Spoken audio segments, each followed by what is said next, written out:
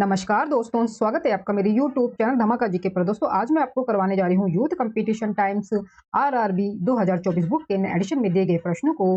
दोस्तों आरआरबी सामान्य अध्ययन रेलवे विभाग के लिए होने वाली भर्ती परीक्षाओं के लिए बहुत ही महत्वपूर्ण है। इसमें सभी प्रश्नों को चैप्टर वाइज और टॉपिक वाइज ही कवर करवाया गया है। सभी रेलवे की ग्रुप डी और एनटीपीसी स्टेज लेवल 1 और 2 परीक्षाएं, इसके अलावा और भी जो परीक्षाएं हुई हैं, उन सभी प्रश्नों के प्रीवियस प्रश्नों को इसमें कवर करवाया गया है। दोस्तों सभी जो प्रश्न है वो आपकी आने वाली परीक्षाओं के लिए बहुत ही महत्वपूर्ण है, इसलिए आप इन प्रश्नों की वीडियो को पूरा जरूर देखें। और वीडियो में दिए गया कंटेंट पसंद आए तो प्लीज वीडियो को लाइक और शेयर जरूर करें और मेरे यूट्यूब चैनल धमाका जीके को सब्सक्राइब जरूर करें, जिससे आगे भी आपको मेरी एग्जाम रिलेटेड वीडियो मिलती रहे। चलिए दोस्तों वीडियो शुरू करते हैं। दोस्तों आरआरबी सामान्य अध्ययन 2024 बुक के नए एडिशन से हम दोस्तों मध्यकालीन इतिहास के प्रश्नों को कवर कर रहे थे। और दोस्तों मध्यकालीन इतिहास में हमने 5 टॉपिक में कुल 515 प्रश्नों को दोस्तों इसमें कवर कर लिया था। और दोस्तों ये हमारा छठा टॉपिक है मुगल काल। और मुगल काल में दोस्तों हमारा जो चैप्टर है वो बाबर से शुरू होता है। तो दोस्तों हमारे प्रश्न है 516 प्रश्न। प्रश्न दिए गए दोस्तों, प्रथम मुगल सम्राट बाबर 1526 से 1530 केवल डैश की आयु में 1494 में फरगाना की गद्दी पर बैठा। दोस्तों आंसर है इसका 11 वर्ष। दोस्तों आंसर है इसका 11 वर्ष की आयु में। बाबर का जन्म 14 फरवरी 1483 को ट्रांस ऑक्सियाना की एक छोटी सी रियासत फरगना में हुआ था। बाबर का जन्म 14 फरवरी 1483 को ट्रांस ऑक्सियाना की एक छोटी सी रियासत फरगना में हुआ था। बाबर के पिता उमर शेख मिर्जा फरगाना की जागीर का शासक था। प्रतिपक्ष की ओर से बाबर तैमूर का 5वां वंशज तथा मातृ पक्ष की ओर से चंगेज खान का 14वां वंशज था। बाबर अपने पिता की मृत्यु के बाद 11 वर्ष की अल्प आयु में 1494 में फरगाना की गद्दी पर बैठा था। अगला है दोस्तों प्रश्न, दौलत खान ने बाबर को काबुल में सम्राट डैश के विरुद्ध सहायता प्रदान करने के बदले में अपनी निष्ठा के लिए संदेशवाहक भेजा। दोस्तों आंसर है इसका इब्राहिम लोदी। इब्राहिम लोदी। दौलत खान ने बाबर को काबुल में सम्राट इब्राहिम लोदी के विरुद्ध सहायता प्रदान करने के बदले में अपनी निष्ठा दर्शाने के लिए संदेशवाहक भेजा। मुगल साम्राज्य के शासनकाल के दौरान गैर मुस्लिम व्यक्तियों पर लगाए गए व्यक्ति कर को निर्दिष्ट करने के लिए किस शब्द का इस्तेमाल किया जाता था? दोस्तों आंसर है इसका जजिया। जजिया गैर मुस्लिमों से लिया जाने वाला कर था। फिरोज शाह तुगलक ने ब्राह्मणों पर भी जजिया कर लगाया था। फिरोज शाह तुगलक ने ब्राह्मणों पर भी जजिया कर लगाया था। दिल्ली सल्तनत के शासकों में सर्वप्रथम फिरोज शाह तुगलक ने ही जजिया कर लगाया था। इसको समाप्त करने वाला जो प्रथम मुगल शासक था वो अकबर था। 1564 में दोस्तों अकबर ने जो है जजिया कर समाप्त कर दिया था। और औरंगजेब जो था उसने दोबारा जो है जजिया कर को पुनः लागू किया था। 519 प्रश्न दोस्तों, बाबर का वास्तविक नाम क्या है? दोस्तों आंसर है इसका जहुरुद्दीन। बाबर का पूरा नाम जहुरुद्दीन मोहम्मद बाबर था। बाबर का पूरा नाम जहुरुद्दीन मोहम्मद बाबर था। बाबर मुगल साम्राज्य का संस्थापक था। बाबर ने 1526 में मुगल साम्राज्य की स्थापना की। बाबर ने भारत पर 5 बार आक्रमण किया। 26 दिसंबर 1530 ईस्वी को बाबर की आगरा में मृत्यु हो गई। बाबर को आगरा के आरामबाग में दफनाया गया और बाद में काबुल में उसके द्वारा चुने गए स्थान पर उसको दफनाया गया था। पहले तो दोस्तों आगरा में जो है उसकी मृत्यु हो गई थी, तो आगरा के ही आराम बाग में दफनाया गया। परंतु जो बाबर की जो इच्छा थी वो थी उसकी उसके उसके जो चुना हुआ स्थान है काबुल, उसी में उसको दफनाया जाए, तो वहीं पर उसको फिर बाद में दफनाया गया था। हुमायूं का पूरा नाम नसरुद्दीन महमूद हुमायूं तथा जहांगीर का नाम नूरुद्दीन हुमायूं सलीम जहांगीर था। अगला है प्रश्न दोस्तों, बाबर ने इब्राहिम लोदी को कब हराया था? बाबर ने इब्राहिम लोदी को कब हराया था? दोस्तों आंसर है इसका 1526 में। 1526 में पानीपत का प्रथम युद्ध 21 अप्रैल 1526 को जहरूद्दीन मोहम्मद बाबर और दिल्ली के लोदी वंश के सुल्तान इब्राहिम लोदी के बीच लड़ा गया था। इस युद्ध में बाबर ने इब्राहिम लोदी को हरा दिया था। इस युद्ध में बाबर ने इब्राहिम लोदी को हरा दिया था और बाबर ने पानीपत के प्रथम युद्ध से लोदी वंश को समाप्त कर मुगल साम्राज्य की नींव डाली। पानीपत के प्रथम युद्ध में पहली बार तुलुगमा युद्ध नीति एवं तोपखाने का भी प्रयोग किया गया था। नवंबर 1525 में स्थापित होने के बाद बाबर दिल्ली से 80 किलोमीटर उत्तर की ओर पानीपत में 21 अप्रैल डैश को इब्राहिम लोदी से मिला था। दोस्तों आंसर है इसका 1526 में। 1526 में पानीपत का प्रथम युद्ध किस वर्ष लड़ा गया था? 1526 में। 1526 में पानीपत का प्रथम युद्ध कहाँ हुआ था? दोस्तों आंसर है इसका हरियाणा पानीपत। पानीपत का प्रथम युद्ध हरियाणा पानीपत में हुआ था। पानीपत वर्तमान में हरियाणा राज्य का एक जिला है। अगला है दोस्तों प्रश्न 524वां प्रश्न, निम्नलिखित विकल्पों में से उस विकल्प का चयन करें जो मुगल सम्राटों के सही काल क्रम को दर्शाता है। निम्नलिखित विकल्पों में से उस विकल्प का चयन करें जो मुगल सम्राटों के सही कालक्रम जो है उसको सही क्रम में दर्शाता है। दोस्तों आंसर है इसका ऑप्शन डी, अकबर, जहांगीर, शाहजहां और औरंगजेब। अकबर, जहांगीर, शाहजहां, औरंगजेब। भारत में मुगल साम्राज्य के प्रमुख सम्राटों का कालक्रम जो है आपको निम्न में दिया गया है। दोस्तों दिया गया है हमें सबसे पहले हुमायूं। बाबर ने तो मुगल वंश की स्थापना 1526 में कर दी थी, पर जो उसके बाद जो स्टार्ट होते हैं हमारा हुमायूं है। बाबर ने तो मुगल वंश की नींव डाली, उसके बाद हुमायूं है 1530 से 1540 और फिर 1555 से 1556 ईस्वी तक ये रहा था हुमायूं। अकबर रहा था 1556 से 1605 तक। जहांगीर रहा था 1605 से लेकर 1627 ईस्वी तक। शाहजहां उसके बाद आ गया था 1627 से लेकर 1658 ईस्वी तक। और औरंगजेब उसके बाद 1658 ईस्वी से 1707 ईस्वी तक रहा था। औरंगजेब जो है दोस्तों 1658 ईस्वी से लेकर 1707 ईस्वी तक रहा था। और इस प्रकार से मुगल सम्राटों के जो है कालक्रमों का सही क्रम आपका हो जाएगा अकबर, जहांगीर, शाहजहां और औरंगजेब। मुगल वंश की स्थापना जो है बाबर ने 1526 से 1530 ईस्वी में की थी। 1530 ईस्वी में दोस्तों बाबर की जो है मृत्यु हो गई थी और उसी के बाद जो हुमायूं जो है जो मुगल साम्राज्य है उसका शासक बना था। अगला है दोस्तों प्रश्न, तुलु घमा क्या है? तुलु घमा क्या है दोस्तों? आंसर है इसका बाबर द्वारा इस्तेमाल की गई एक सैन्य रणनीति थी। बाबर ने पानीपत के प्रथम युद्ध में तुलु घमा युद्ध नीति का इस्तेमाल किया, जिसमें पूरी सेना को विभिन्न इकाइयों बाएं, दाएं और मध्य में विभाजित किया जाता है। अगला है दोस्तों प्रश्न, डैश में जीतने के बाद बाबर को गाजी मान लिया गया था।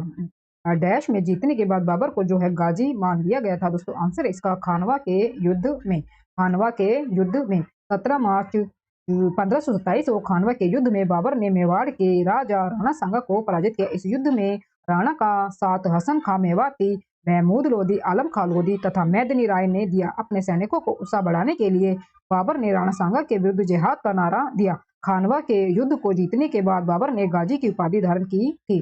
खानवा के युद्ध को जीतने के बाद ही बाबर ने जो है गाजी की उपाधि धारण की थी।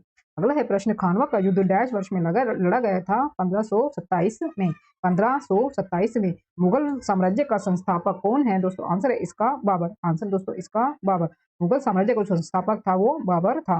मुगल साम्राज्य का संस्थापक बाबर था। इसका शासनकाल 1526 से 1530 ईस्वी तक था।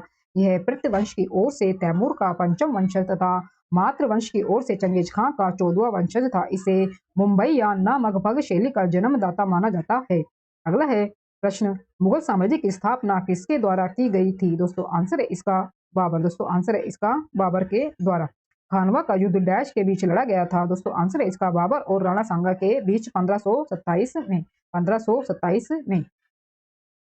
खानवा का युद्ध मुगल शासक बाबर और राजपूत राजा राणा सांगा के बीच 1527 में हुआ था।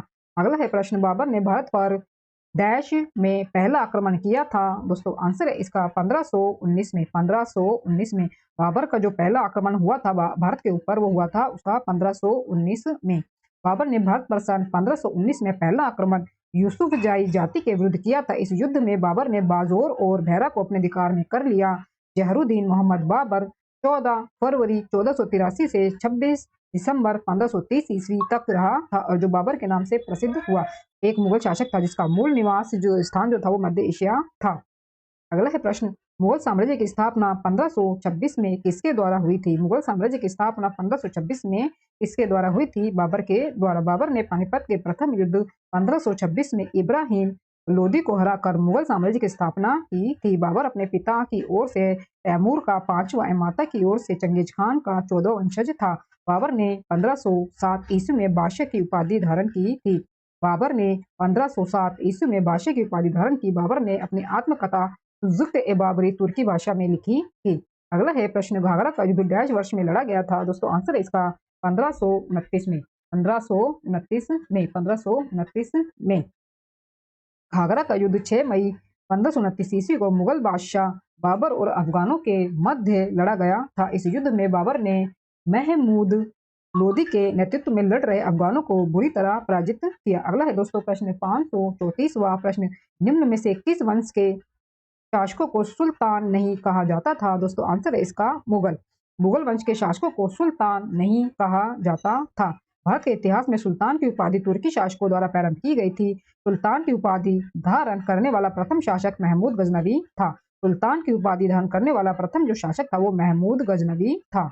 अगला है प्रश्न 535वां प्रश्न में दिए गए हैं दोस्तों, निम्नलिखित में से मुगल सम्राटों जिन्होंने भारतीय उपमहाद्वीप पर शासन किया था का उल्टा सही अनुक्रम अंतिम से पहले कौन सा है? दोस्तों आंसर है इसका ऑप्शन सी, बहादुर शाह, आदित्य, औरंगजेब, शाहजहां और अकबर। यानी कि आपको बाद से जो है आगे के टाइम में जाना है, मतलब पिछले टाइम में जाना है। बहादुर शाह जो आदित्य थे वो लास्ट में रहे थे, उसके पहले औरंगजेब, उसके पहले शाहजहां, उसके पहले अकबर रहे थे। मुगल साम्राज्य जिन्होंने भारतीय उपमहाद्वीप पर शासन किया था का उल्टा क्रम इस प्रकार होगा: बहादुर शाह, आदित्य, जफर 1837 से 1857 ईस्वी तक, और उससे पहले औरंगजेब 1658 से 1707 ईस्वी तक, और उससे पहले शाहजहां 1627 से 1658 ईस्वी तक, और उससे पहले अकबर 1556 से 1605 ईस्वी तक रहे थे। दोस्तों हमारे पास दूसरा टॉपिक शुरू हो रहा है शेरशाह सूरी, और 200 प्रश्न हमारे 536वां प्रश्न से।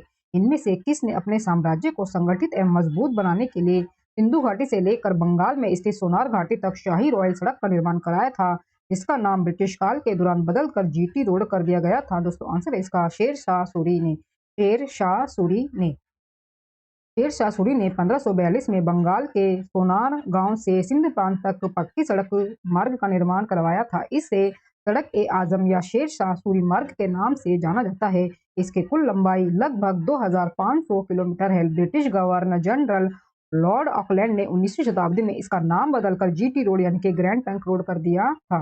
अगला है प्रश्न, सिंधु घाटी को सोनार घाटी से जोड़ने वाली शाही सड़क का निर्माण किसने कराया था? आंसर है इसका शेरशाह सूरी ने।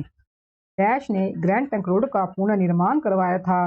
डैश ने ग्रैंड ट्रंक रोड का पुनर्निर्माण करवाया था। दोस्तों आंसर है इसका लॉर्ड डलहौजी ने।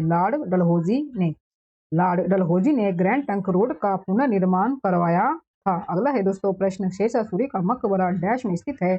आंसर है दोस्तों इसका सासाराम में। शेरशाह सूरी का मकबरा बिहार के सासाराम में स्थित है। शेरशाह ने अपने जीवन काल में मकबरे का निर्माण सोन नदी के तट पर करवाया था। शेरशाह ने अपने जीवन काल में अपने मकबरे का निर्माण सोन नदी के तट पर करवाया था। यह मकबरा अष्टकोणीय है तथा एक झील के बीच में निर्मित है। इसके शासनकाल में भूमि मापने के लिए गज ए सिकंदरी पद्धति का प्रयोग किया जाता था। गज ए सिकंदरी की शुरुआत सिकंदर लोदी ने की थी।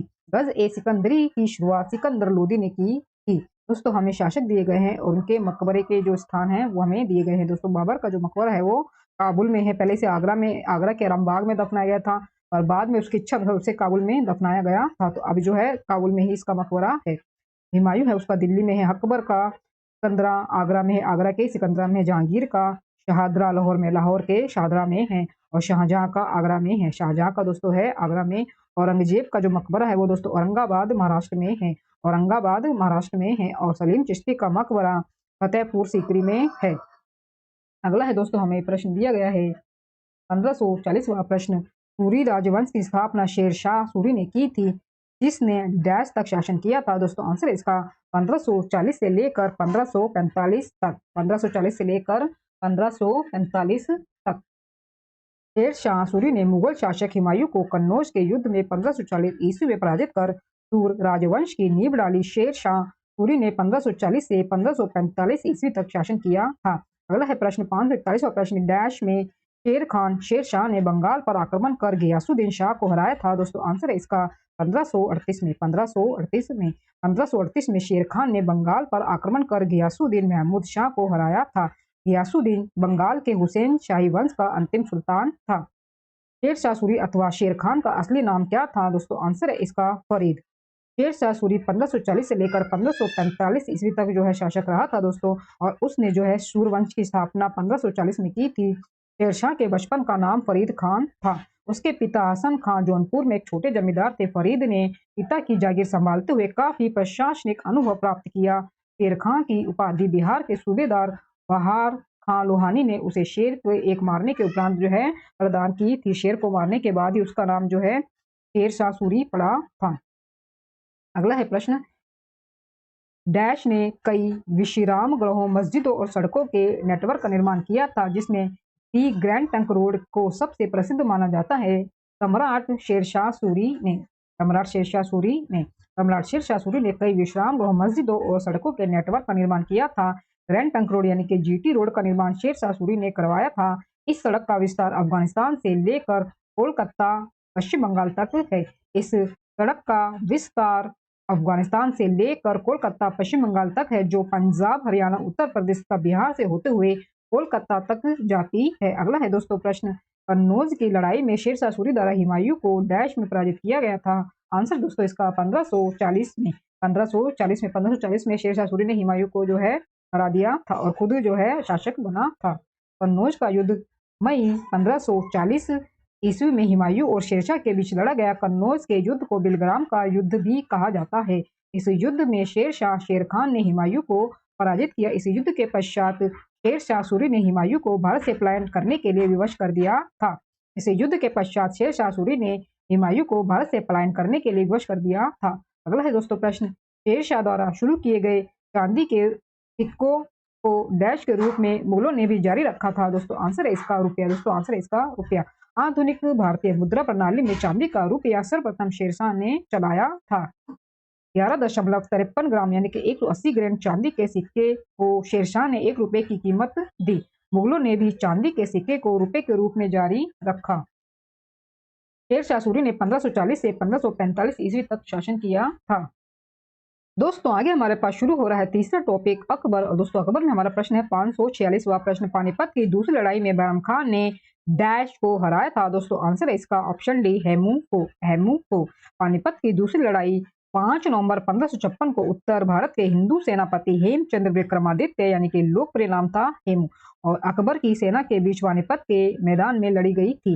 अकबर के सेनापति बैरम खान के लिए एक निर्णायक जीत थी और धातव्य है कि यानी कि ध्यान देने योग्य है कि पानीपत में सन 1526, 1556 और 1761 में 3 महत्वपूर्ण युद्ध लड़े गए थे। अगला है दोस्तों प्रश्न, निम्न में से डैश ने स्वामी हरिदास से 11 वर्ष तक संगीत सीखा था। दोस्तों आंसर है इसका तानसेन ने। तानसेन का जन्म सन 1506 में ग्वालियर मध्य प्रदेश में हुआ था। इनके बचपन का नाम रामतनु पांडे था। ये भारतीय शास्त्रीय संगीत के महान संगीतकार थे। इन्होंने स्वामी हरिदास से 11 वर्ष तक संगीत सीखा था।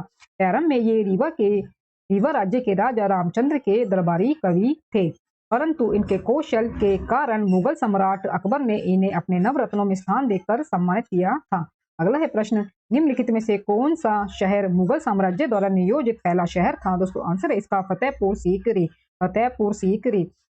सीकरी शहर मुगल साम्राज्य द्वारा नियोजित पहला शहर था। इस नगर की स्थापना 1569 में अकबर ने की थी। फतेहपुर सीकरी शहर मुगल साम्राज्य द्वारा नियोजित पहला शहर था। इस नगर की स्थापना 1569 में अकबर ने की थी। यह नगर आगरा से 23 किलोमीटर दूर स्थित है। यहाँ निर्मित जामा मस्जिद, सलीम चिश्ती का मकबरा, बुलंद दरवाजा, दीवान ए खास, जोधाबाई का महल, बीरबल का महल, इबादत खाना आदि लाल पत्थर से बने उल्लेखनीय भवन है। समन्वयी धर्म दीन ए इलाही जिसका शाब्दिक अर्थ है ईश्वर का धर्म की स्थापना किसके द्वारा की गई थी। दोस्तों आंसर इसका अकबर के द्वारा 1582 ईस्वी में अकबर ने दीन ए इलाही की शुरुआत की थी। 1582 में इसे तौहीद ए इलाही के नाम से भी जाना जाता था। दीन ए इलाही का प्रधान पुरोहित अब्बुल फजल था। हिंदू राजाओं में इसे बीरबल ने ही स्वीकार किया था और यह शांति और सहिष्णुता की नीति का समर्थन करता था। दोस्तों हमारे पास आगे है प्रश्न 550 प्रश्न दोस्तों में दिया गया है, अहमदनगर की किस रानी ने बादशाह अकबर का विरोध किया था। अहमदनगर की किस रानी ने बादशाह अकबर का विरोध किया था।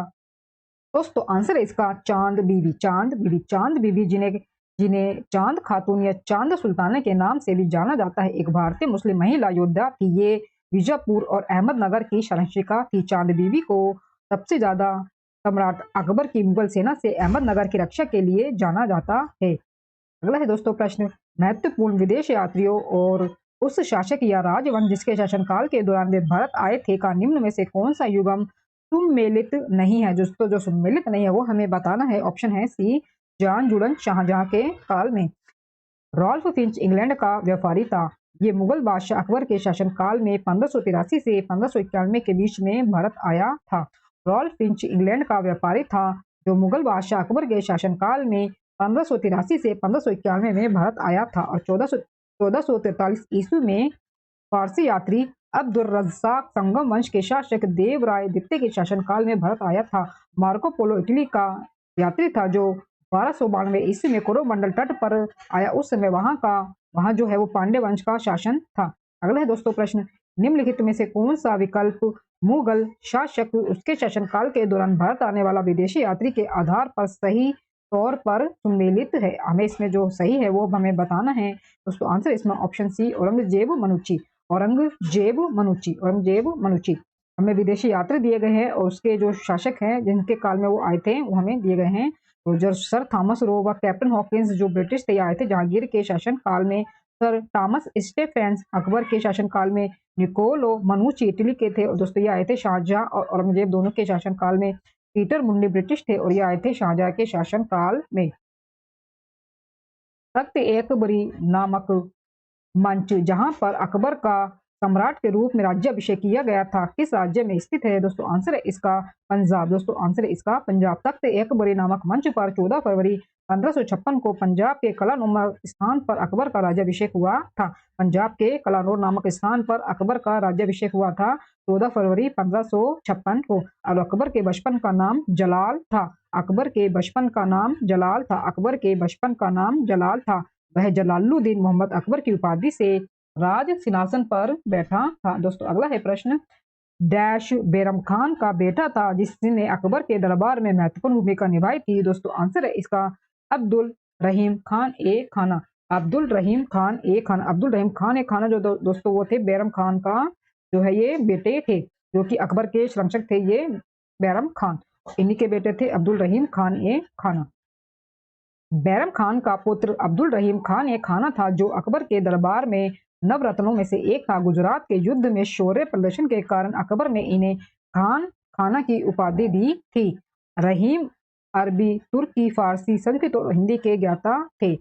इन्हें ज्योतिष का विज्ञान था। रहीम का जन्म सन 1556 ईस्वी में लाहौर में हुआ था। रहीम की प्रमुख रचनाएं रहीम सत सई, श्रृंगार सतसई, रहीम रत्नावली आदि। इन्होंने खड़ी बोली के साथ साथ फारसी में भी रचनाएं की थी। रहीम की रचनाओं का संज्ञा रहीम रत्नावली के नाम से प्रकाशित हुआ है। अगला है दोस्तों प्रश्न, अहमदनगर की किस रानी ने सम्राट अकबर के खिलाफ लड़ाई लड़ी थी? अहमदनगर की किस रानी ने सम्राट अकबर के खिलाफ लड़ाई लड़ी थी? दोस्तों आंसर है इसका चांद बीवी ने। चांद बीवी ने। चांद बीवी जिन्हें चांद खातून या चांद सुल्ताना के नाम से भी जाना जाता है और एक भारतीय मुस्लिम महिला योद्धा थी। इन्होंने बीजापुर और अहमदनगर की संरक्षिका के रूप में कार्य किया था।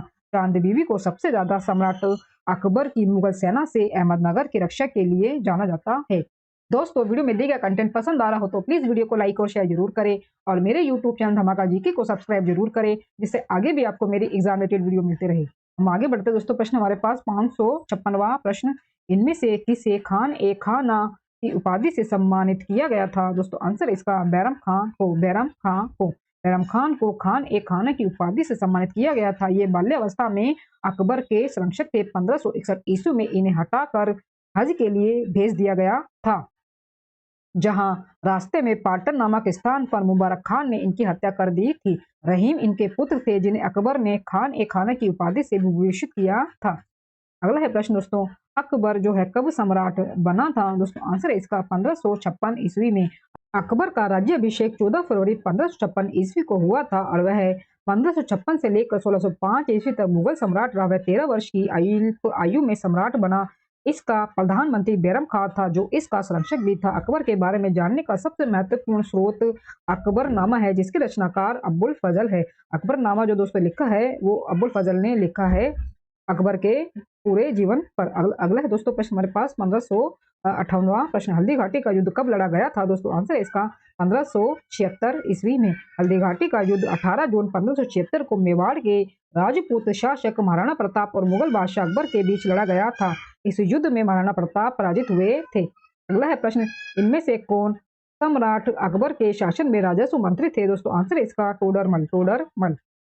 अकबर के राजस्व मंत्री टोडरमल ने 10 साल 1570 से 1580 की अवधि के लिए कृषि की पैदावार, कीमतों और कृषि भूमि का सावधानी पूर्वक सर्वेक्षण किया। इन आंकड़ों के आधार पर प्रत्येक फसल पर नकद के रूप में कर राजस्व निश्चित कर दिया गया। प्रत्येक सूबे प्रांत को राजस्व या मंडलों में बांटा गया और प्रत्येक की हर फसल के लिए राजस्व दर की एक अलग सूची बनाई गई थी। राजस्व प्राप्त करने की इस व्यवस्था को जब्त कहा जाता था। अकबर ने 1580 में आईन-ए दहसाला यानी कि टोडरमल बंदोबस्त नामक एक नई कर प्रणाली को शुरू किया था। 1580 में अकबर ने जो है आईन-ए दहसाला टोडरमल बंदोबस्त नामक एक नई कर प्रणाली को शुरू किया था।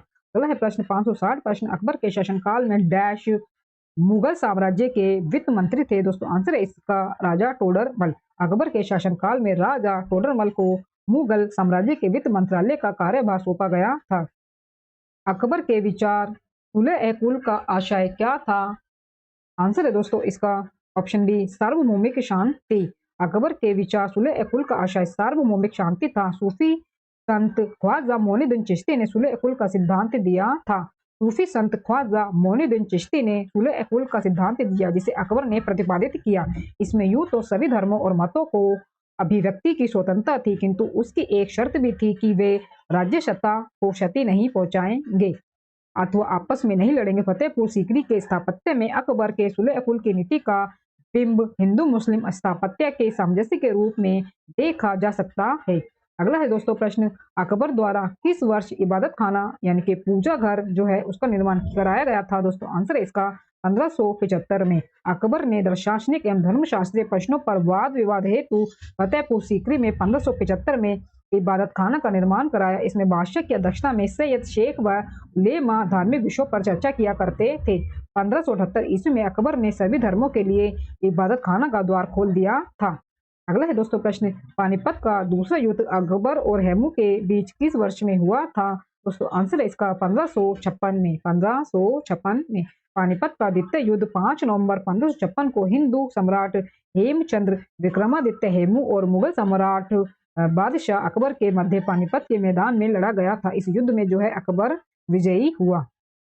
इस मुगल सम्राट ने फतेहपुर सीकरी को अपनी राजधानी बनाया था। दोस्तों आंसर है इसका अकबर ने मुगल सम्राट अकबर ने फतेहपुर सीकरी को अपनी राजधानी बनाया। उसने गुजरात विजय के उपलक्ष्य में फतेहपुर सीकरी का निर्माण कराया था।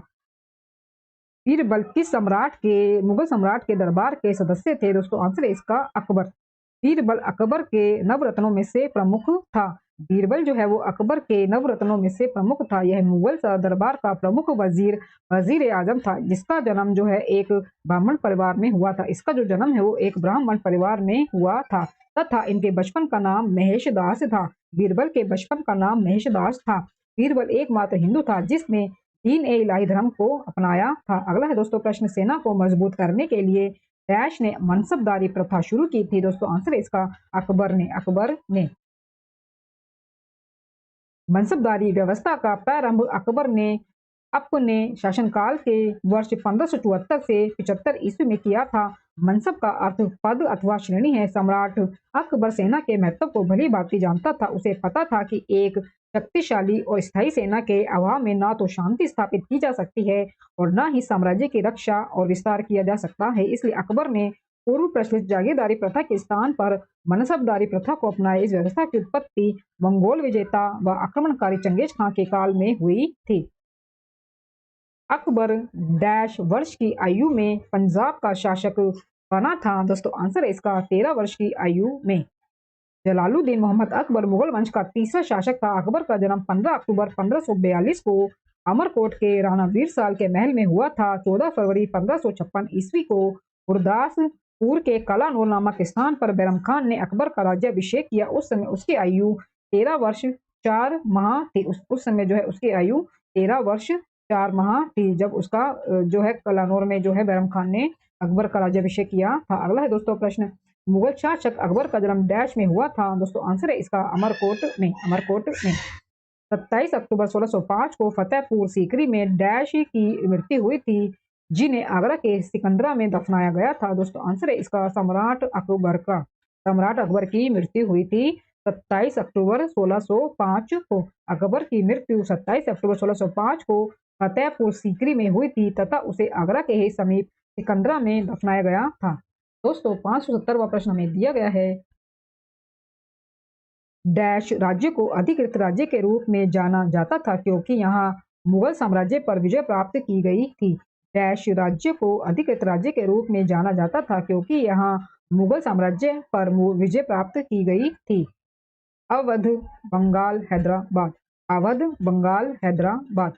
अवध, बंगाल तथा हैदराबाद राज्य को अधिकृत राज्य या आधिकारिक राज्य के रूप में जाना जाता था क्योंकि यहाँ मुगल साम्राज्य पर विजय प्राप्त की गई थी। अगला है दोस्तों प्रश्न, रानी हमीदा बानो बेगम मुगल सम्राट डैश की पत्नी थी। रानी हमीदा बानो बेगम मुगल सम्राट डैश की पत्नी थी। दोस्तों आंसर है इसका हुमायूं की। हुमायूं की हमीदा बानो बेगम 1527 से 1604 ईस्वी भारतीय इतिहास के प्रसिद्ध मुगल बादशाह हुमायूं की पत्नी थी। वह तीसरे मुगल सम्राट बादशाह अकबर की मां थी। अकबर की मां थी। हमीदा बानो ने ही नई दिल्ली के दीन पना अर्थात पुराने किले के निकट हुमायूं के मकबरे का निर्माण करवाया था। अगला है दोस्तों प्रश्न 572वां प्रश्न, हमीदा बानो बेगम डैश की मां थी। आंसर है दोस्तों इसका सम्राट अकबर की। हमीदा बानो बेगम प्रसिद्ध मुगल सम्राट हुमायूं की बेगम और तीसरे मुगल सम्राट अकबर की मां थी। वह हिंदाल के गुरु मीर अली अकबर की बेटी थी। निम्नलिखित में से कौन बादशाह अकबर के दरबार के 9 रत्नों में से एक नहीं था? जो नहीं था वो आपको दोस्तों बताना है। आंसर है दोस्तों इसका उस्मान अली खान। उस्मान अली खान।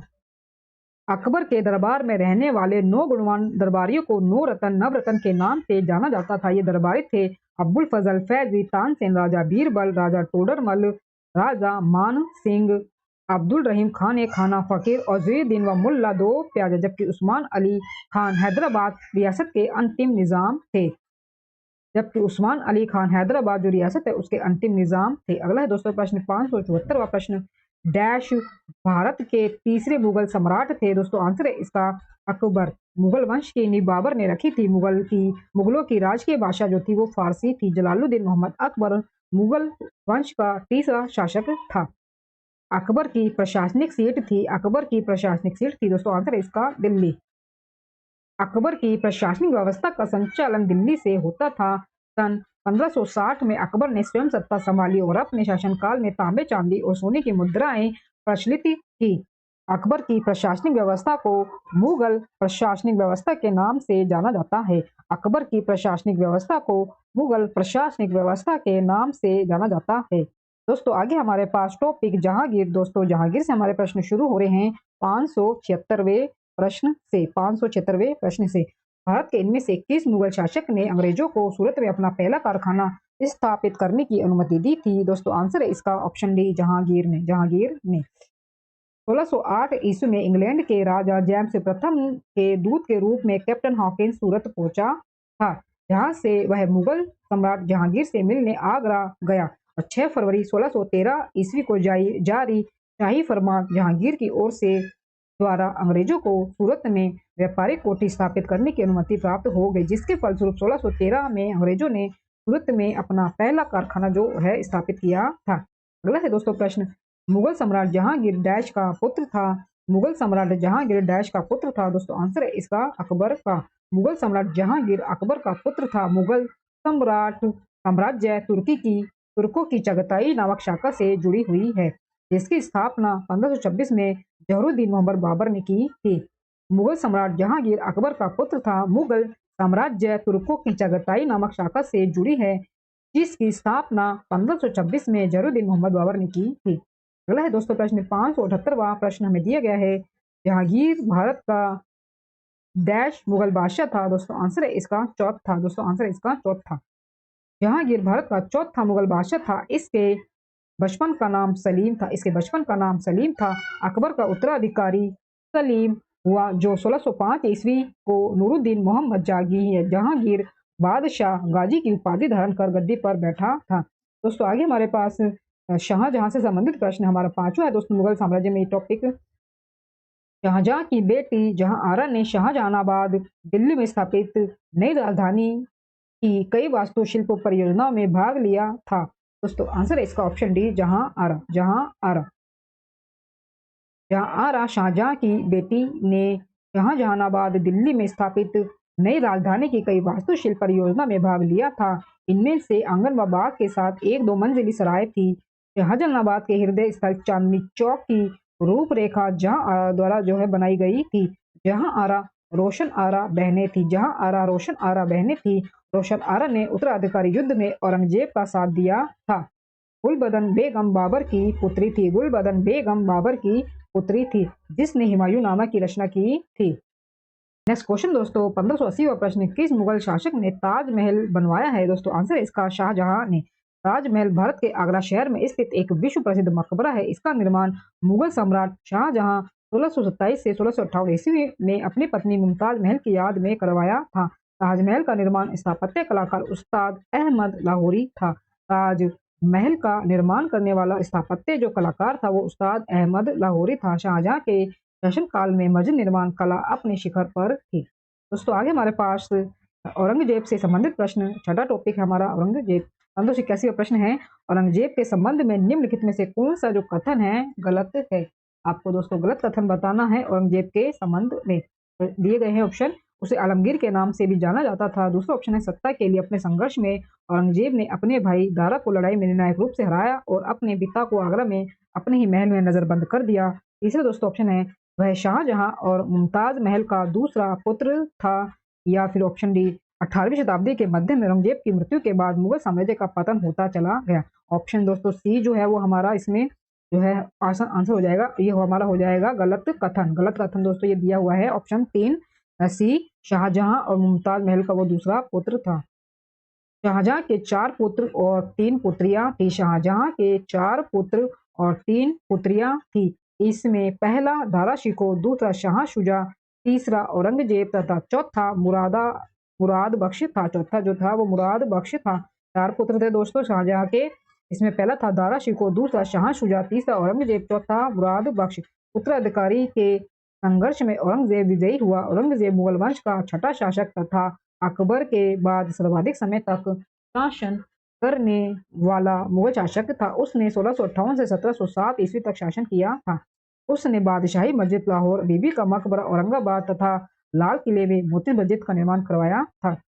अगला है प्रश्न 582वां प्रश्न, निम्नलिखित में से किस राजा को औरंगजेब ने छत्रपति शिवाजी महाराज के विरुद्ध युद्ध के लिए भेजा था? निम्नलिखित में से किस राजा को औरंगजेब ने छत्रपति शिवाजी महाराज के विरुद्ध युद्ध के लिए भेजा था? दोस्तों आंसर है इसका जय सिंह ने। जय सिंह ने। औरंगजेब ने 1665 ईस्वी में आमेर के राजा जय सिंह को शिवाजी के विरुद्ध युद्ध के लिए भेजा था। राजा जय सिंह ने मराठा राजा छत्रपति शिवाजी को पराजित कर जून 1665 ईस्वी को पुरंदर की संधि करने के लिए विवश कर दिया। पुरंदर की संधि राजा जय सिंह की व्यक्तिगत विजय थी। इस संधि के अनुसार मराठों को कई किले मुगलों को देने पड़े थे। अगला है दोस्तों प्रश्न, किसे राबिया उद दौरानी के नाम से भी जाना जाता था? किसे राबिया उद दौरानी के नाम से भी जाना जाता था? दोस्तों आंसर है इसका ऑप्शन डी, दिलरास बानो बेगम को। राबिया उद दौरानी का मूल नाम दिलरास बानो बेगम था। यह औरंगजेब की पत्नी थी। औरंगजेब ने औरंगाबाद में राबिया उद दौरानी का मकबरा बनवाया जिसे द्वितीय ताजमहल कहा जाता है और इसे बीवी का मकबरा भी कहा जाता है। इसे बीवी का मकबरा भी कहा जाता है। नेक्स्ट क्वेश्चन दोस्तों, भारतीय इतिहास में किसे आलमगीर के नाम से जाना जाता था? भारतीय इतिहास में किसे आलमगीर के नाम से जाना जाता था? दोस्तों आंसर इसका औरंगजेब को। औरंगजेब को भारतीय इतिहास में औरंगजेब को आलमगीर के नाम से जाना जाता था। इसका जन्म जो है 1618 ईस्वी में दोहद उज्जैन में हुआ था। इसके पिता शाहजहां तथा माता मुमताज महल थी। मुगल काल में सबसे बड़ा साम्राज्य औरंगजेब का था। इसे आलमगीर, जिंदा पीर आदि उपाधियां दी गई थी। अगला है दोस्तों प्रश्न 585वां प्रश्न, मुगल सम्राट डैश ने आलमगीर शीर्षक अपना लिया था? मुगल सम्राट डैश ने आलमगीर शीर्षक अपना लिया था? दोस्तों आंसर है इसका औरंगजेब ने। औरंगजेब ने। दोस्तों ये हमारा अंतिम प्रश्न है 586वां प्रश्न, डैश में औरंगजेब की मृत्यु के बाद भारत के विभिन्न हिस्सों में मुगल प्रशासकों के तहत कई क्षेत्रीय साम्राज्य सत्ता में आए। डैश में औरंगजेब की मृत्यु के बाद भारत के विभिन्न हिस्सों में मुगल प्रशासकों के तहत कई क्षेत्रीय साम्राज्य सत्ता में आए। दोस्तों आंसर इसका 1707 में। 1707 में दोस्तों जो है औरंगजेब की मृत्यु जो है वो हो गई थी। 1707 में औरंगजेब की मृत्यु के बाद भारत के विभिन्न हिस्सों में मुगल प्रशासकों के तहत कई क्षेत्रीय साम्राज्य सत्ता में आए। 1707 ईस्वी में औरंगजेब की मृत्यु के बाद भारत के विभिन्न हिस्सों में मुगल प्रशासकों के तहत कई क्षेत्रीय साम्राज्य सत्ता में आए, जिसके कारण 18वीं शताब्दी में इस साम्राज्य ने पर्शिया के नादिर शाह और अफगानिस्तान के अहमद शाह अब्दाली जैसे हमलावरों का आक्रमण देखा। औरंगजेब की मृत्यु के बाद उसके उत्तराधिकारी अयोग्य और निर्बल साबित हुए। इस समय बंगाल में मुर्शिद कुली खां, अवध में सादत खान तथा हैदराबाद में निजाम उल मुल्क ने खुद को स्वतंत्र घोषित कर दिया था। दोस्तों, इसी अंतिम प्रश्न के साथ आरआरबी सामान्य अध्ययन 2024 बुक के नए एडिशन से हमारे 586 प्रश्न पूरे कवर होते हैं। दोस्तों, वीडियो में दिए गए कंटेंट पसंद आया हो तो प्लीज वीडियो को लाइक और शेयर जरूर करें और मेरे यूट्यूब चैनल धमाका जीके को सब्सक्राइब जरूर करें, जिससे आगे भी आपको मेरी एग्जाम रिलेटेड वीडियो मिलते रहे। दोस्तों, मिलते हैं नेक्स्ट वीडियो में टॉपिक के साथ, तब तक के लिए धन्यवाद।